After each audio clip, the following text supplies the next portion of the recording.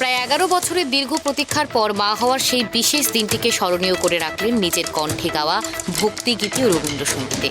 আখির এই বিশেষ মুহূর্তের সাক্ষী থাকলেন ডাক্তার সৌগত কুমার সরকার ও তার চিকিৎসক দল।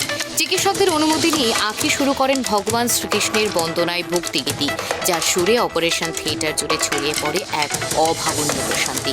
এরপর গেয়েছেন রবীন্দ্রসঙ্গীত আমার হিয়ার মাঝে লুকিয়েছিলে দেখতে আমি পাইনি।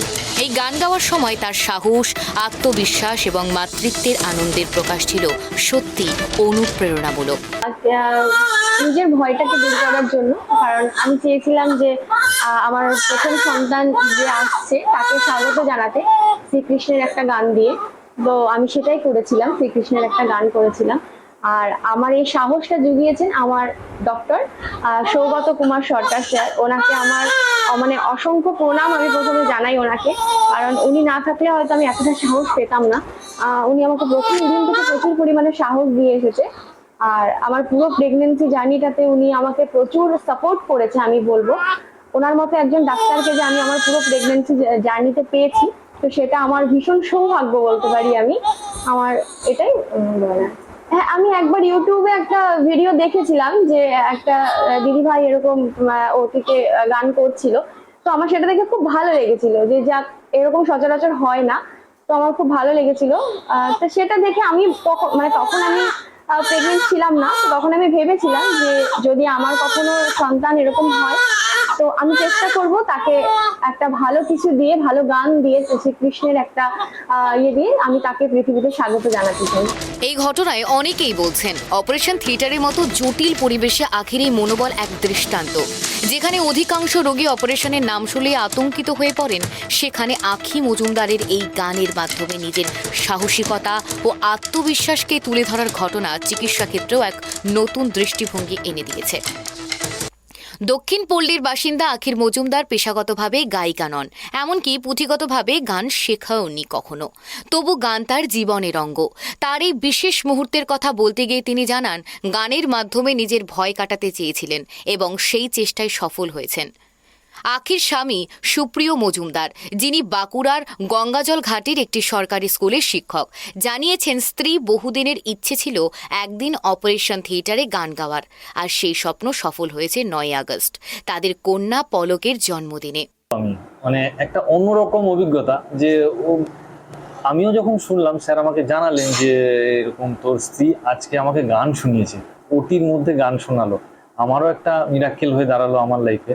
আমি বললাম, আমিও শুনে একটু অবাক হয়েছি যে ওকে আমি মুখে বলেছি অনেকদিন আগে, ও আমাকে জানিয়েছিল, কিন্তু সেটা যে বাস্তব রূপ নেবে সেটা আমি বুঝতে পারিনি।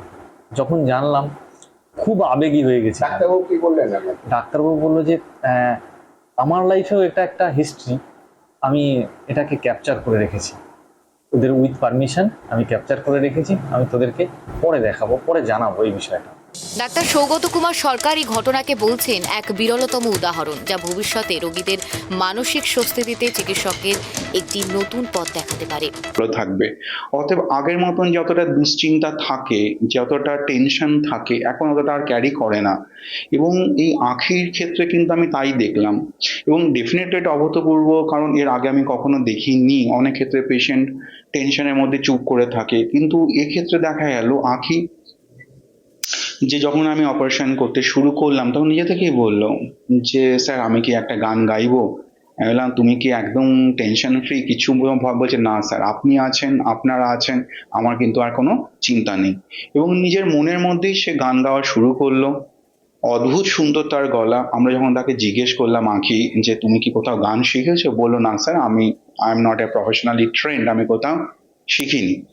এবং ঘটনাটা একটা দৃষ্টান্ত স্থাপন তৈরি করে নিশ্চিতভাবেই যে অপারেশনের থিয়েটার, অপারেশন চলাকালীন তার উপরে অপারেশন হচ্ছে।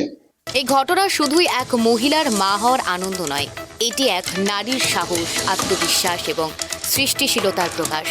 আখি মজুমদার আজ দুর্গাপুরবাসীর কাছে শুধু এক মা নন, তিনি হয়ে উঠেছেন সাহস ও শিল্প মনের প্রতীক।